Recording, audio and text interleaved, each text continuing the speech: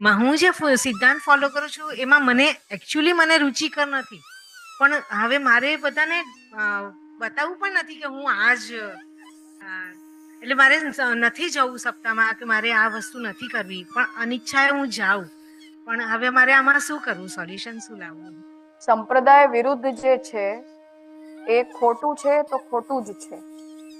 તમે કોઈ પણ કારણથી કરો અને કોઈ પણ નામથી કરો, ચાહે કોઈ. આપણે નથી કરવાના, પણ મારે કોઈને ત્યાંથી ઇન્વિટેશન આવ્યું. હવે ઘણી તો બધી હું વાર એ જ કહી રહી છું, ભાગવત સપ્તાહમાં જવું એ આપણા સિદ્ધાંતનું ઉલ્લંઘન છે તો છે જ. હવે કોઈએ મજબૂરીમાં કર્યું કે મરજીથી કર્યું કે વિના મરજીથી કર્યું, એના જવાબ એ વ્યક્તિએ પોતાના સંતોષ માટે જે આપવા હોય આપે, પણ મહાપ્રભુજીના તરફ તમારી નિષ્ઠા નથી એ એનું ચિહ્ન છે. તો આપણને કેમ નથી બતાવવું કોઈને? શું પ્રોબ્લેમ છે બતાવી દેવામાં? જે વિરુદ્ધ છે એ વિરુદ્ધ જ છે, એને તમે ખોટાને સાચું નહીં જ કરી શકો. અમારે સંપ્રદાયના સિદ્ધાંત આની લિમિટેશન, અમને છૂટ નથી આપતા, અમે નહીં કરીએ. રાજા, એક ક્વેશ્ચન છે કે છોકરાઓ સ્કૂલમાંથી આવે તો એ લોકોને એવી રીતે શીખવાડ્યું છે કે તમે હાથ મોઢું ધોઈ કપડાં બદલી અને પ્રભુને એટલીસ્ટ ઝાંકી કરવા જાઓ એમ કરીને. મેની અ ટાઈમ્સ એવું થાય છે કે નથી ઈચ્છા કરવાની, નથી કરવા મારે, તો પછી આપણે ફોર્સ કરવો પડે છે, ગુસ્સો કરવો પડે છે, તો પછી થઈ જાય છે મસ્ત મહાભારત. તો વાંધો નહીં. તો પછી એવું થાય છે કે મારે નથી કરવું તો તું કેમ ફોર્સ કરે છે? હા, કઈ વાંધો નહીં. હજી તમે એટલા સમજવા લાયક નથી થયા કે ડિસાઈડ કરી શકો કે શું કરાય ને શું ન કરાય. એટલે પછી ઘણી વાર એવું થાય છે કે હું કેમ એને ફોર્સ કરું છું? એને કરવું હશે તો એ કરશે. તો મારા મનમાં ઘણી વાર એ ડ્યુઅલ થોટ્સ આવી જાય છે કે મારે એને ફોર્સ કરવો જોઈએ કે ના કરવો જોઈએ. તો બચ્ચાઓની મેચ્યોરિટીની એજની વાત 17-18 વર્ષના થઈ જાય એના પછી you must not do that. પણ આટલી ચિલ્લર પટ્ટી છે તો you need to do that. કરવું જ પડે. કેમ કે રાજા પછી સપોઝ કંઈક છુટ્ટીનો દિવસ હોય તો કંઈક આપણે એમને કહીએ કે તમે સવારે ઉઠીને નાહી ધોઈને કંઈક સેવા પહોંચો, બીકોઝ છુટ્ટીનો દિવસ છે. તો સામે મને એમ ક્વેશ્ચન આવે કે છુટ્ટીના દિવસે તો શાંતિથી સુવા દે, એમને એમ તો નથી સુવા દેતી, રોજ 6 વાગે ઉઠાડી દે છે, તો છુટ્ટીના દિવસે તો આપણે 1 કલાક લેટ સેવા કરવાની. બધાને કે છે તો કેમ તો નોકરી વાળાઓને પણ છુટ્ટી જોઈએ ને એ દિવસ, તો 1 કલાક લેટ કરીએ એમાં શું કહું? તો મેનેજ તો બંને રીતે કરવું પડે. તો સાચી વાત છે, એમને પણ એવું થાય 1 કલાક લેટ ઉઠીએ તો તમે 1 કલાક લેટ કરી લો. ગમે તે વાગ્યા સુધી હોય, થોડુંક આપણે આગળ પાછળ કરીએ, થોડુંક એ લોકો આગળ પાછળ કરે, એમાં શું પ્રોબ્લેમ? રાજા, એક લાસ્ટ ક્વેશ્ચન હતો કે આપણી જે જીવનશૈલી પ્રિસ્ક્રાઇબ છે એમાં કોઈ હોબી ડેવલપ કરવી, લાઈક સંગીત છે કે પેઇન્ટિંગ છે, અને એમાં થોડો ટાઈમ એના માટે ટાઈમ આપવો, એમાં કોઈ વાંધો નથી ને રાજા? એનો વિનિયોગ આપણે ઠાકોરજીમાં ઓર સારી રીતે કરી શકીએ. સ્કિલ્સ છે એ તો ઠાકોરજી પ્રસન્ન થાય એમાં શું વાંધો? પ્રાયોરિટીઝ ની વાત છે. આપણે આપણી જે એન્ગેજમેન્ટ છે એ ટાઈમ બેઝડ હોવી જોઈએ. એટલે એની સામે આપણે બીજું કેટલું છોડી રહ્યા છીએ એને પણ વી નીડ ટુ ચેક. તો બધું મેનેજ થઈ શકતું હોય તો કોઈ જ પ્રોબ્લેમ નથી, તો સારી વાત છે.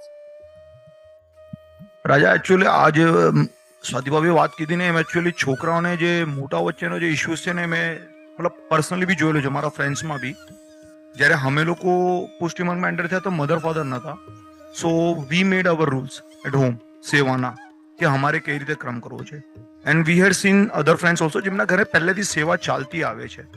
તો હવે એ લોકોને ત્યાં શું થાય છે કે મધર ફાધર જેમ કે એમ જ છોકરાએ કરતા રહેવાનું. અગર એમાં જો કોઈ ચેન્જીસ લાવવા માંગતો હોય તો they are not allowing them. એ લોકોને થોડું બી ઓલું નથી કરતા. એના હિસાબે ધીરે ધીરે આઈ હેડ સીન ધેટ એ લોકો એમાંથી અપાર્ટ જ થઈ ગયા. કન્વર્ઝેશન ઇઝ ધ ઓનલી કી. એ ફેમિલીના ઇશ્યુની જ્યાં સુધી વાત હોય ત્યાં સુધી ત્રીજો વ્યક્તિ એમાં કંઈ બોલી ના શકે. એ તો એ બંને જનરેશનના લોકો સાથે બેસીને જ આ બધાનું ડિસિઝન લેવું જોઈએ. અને મોટાઓની જ્યાં સુધી વાત હોય ત્યાં સુધી ઘણા જે કન્સર્ન હોય એ લોકોની હેબિટ્સને કારણે પણ હોય. આપણી લાઈફ બદલાઈ ગઈ પણ એ લોકોની નથી બદલાઈ. આપણે આજે મેં સેવા ઇનિશિયેટ કરી, એ લોકો 40 વર્ષથી કરતા આવ્યા છે. સો થોડુંક પાવરની લઈને પણ હોય કે અમારો રાઈટ તમારા કરતા વધારે છે. તમે રિસ્પોન્સિબલી એક દિવસ કરો, પણ એના સિવાયના તો બધા ટાઈમ અમે જ કરીએ. સો યા ધીઝ આર આ ઇશ્યુ હોય એટલે એના કારણે પણ થતું હોય. અને આપણી તત્પરતા એ લોકોને ઓછી દેખાય, that two can be the reason. તમે મતલબ દિવસમાં એક વખત ચરણ સ્પર્શ કરવા માટે દેખાઓ અને પછી આપણે પોતાના રાઇટ્સ ક્લેમ કરીએ કે નહીં અમને આવું ફાવે છે ને આવું નથી ફાવતું, then you are no one to speak. તો તમે જ બધું કરતા હો અને તમે એ રીતે કરવા માટે રેડી હો, ધેન યુ કેન સ્પીક કે અમે કીધું એટલે તમે આવી રીતે કરો.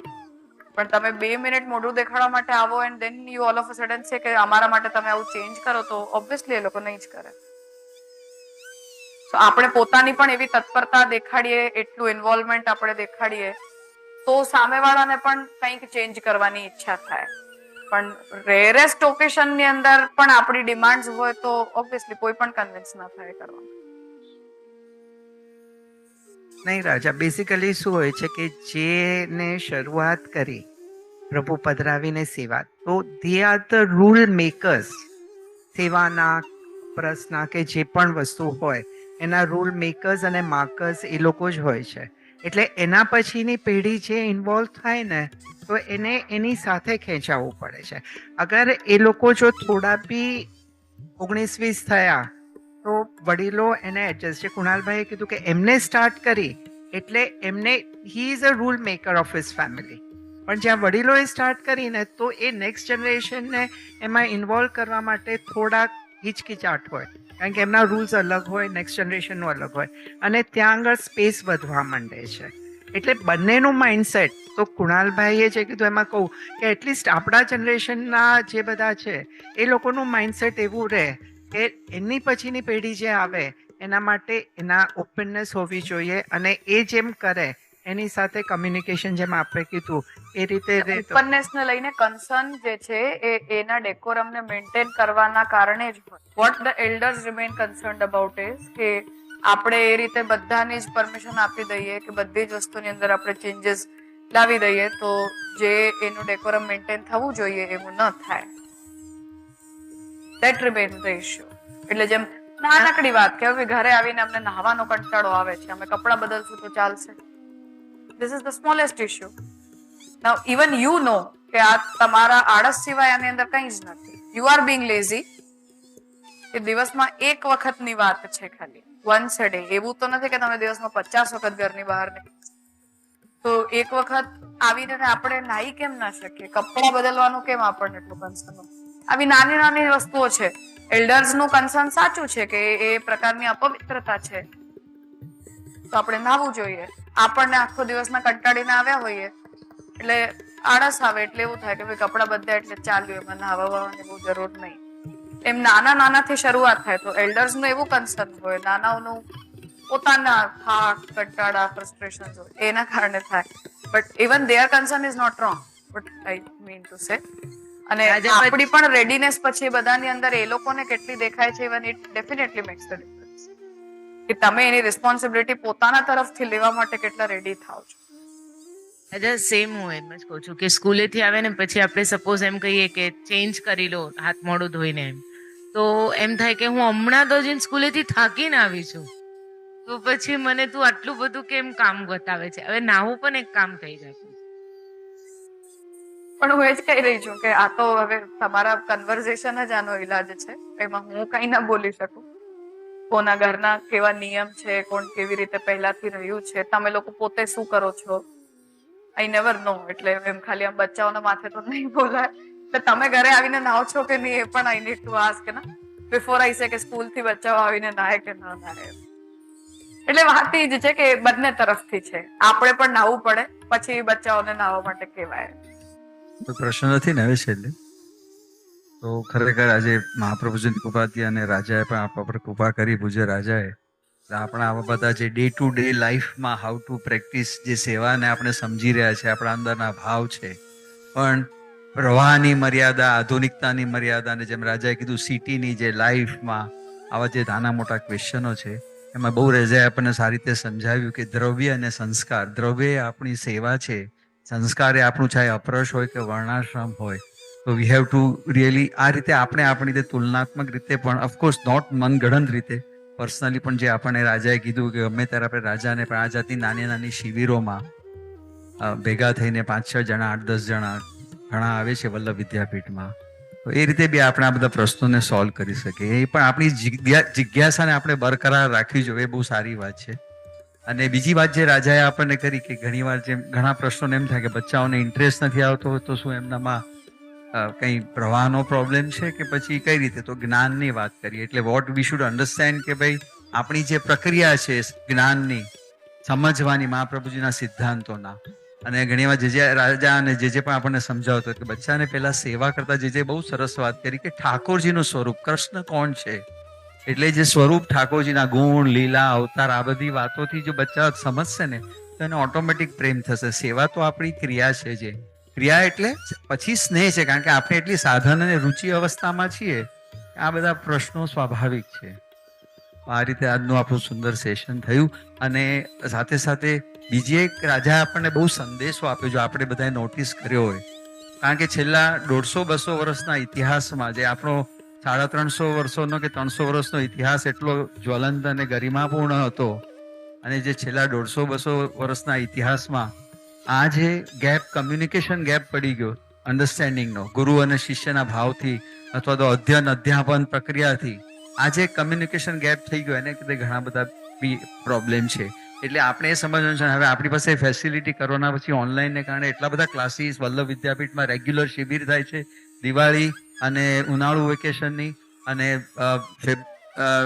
ઓગસ્ટ મહિનામાં અને જાન મહિનામાં 2 હિન્દી શિબિર થાય છે. એ સિવાય બધા રાજાના ઓનલાઈન ક્લાસીસ. અને ખરેખર એ વાત સાચી છે કે રાજાને ટાઈમ કન્વિનિયન્ટ નહોતો, પણ મુંબઈમાં બધાઓને એ જ ટાઈમનો પ્રોબ્લેમ હતો, એટલે એ રાતના ક્લાસ જે છે એ 10:30 રાજાએ કર્યા ફોર હાફ એન અવર.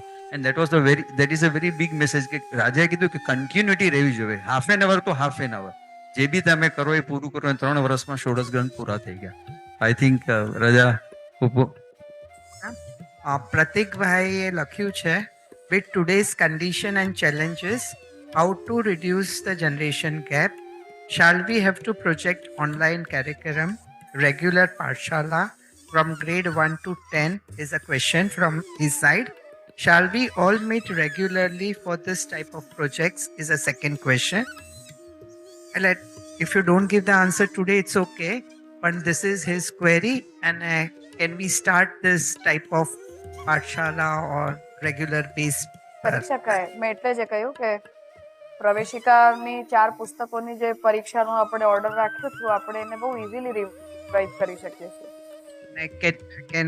પ્રતિકભાઈ ત્યાંથી પૂછી રહ્યા છે, તો can we keep it on Saturday Sunday, અને ત્યાંના ને આપણા ટાઈમનું કાંઈ મ્યુચ્યુઅલી એડજસ્ટ થાય એ રીતે 1-1 કલાક કે અડધો કલાક સેટરડે સન્ડે કંઈ શરૂઆત કરવી હોય તો we will ask him his time, અને આપણા ટાઈમમાં જે એડજસ્ટ થતું હોય તો સેટરડે સન્ડે એવું કંઈ એડજસ્ટ કરીને કરી શકાય ને. ડેફિનેટલી કરી. દ્રઢઈન ચરણન કેરો ભરોસો, દ્રઢઈન ચરણન કેરો, શ્રી વલ્લભ નખ ચંદ્ર છટાવેન, સબ જગ માજ અંધેરો ભરોસો, દ્રઢઈન ચરણન કેરો, સાધન और नहीं आकले में जासो होय निवेद, सूर कहा कहे द्विविध आंधरो, बिना मोल को चेरो भरोसो, દ્રઢઈન ચરણન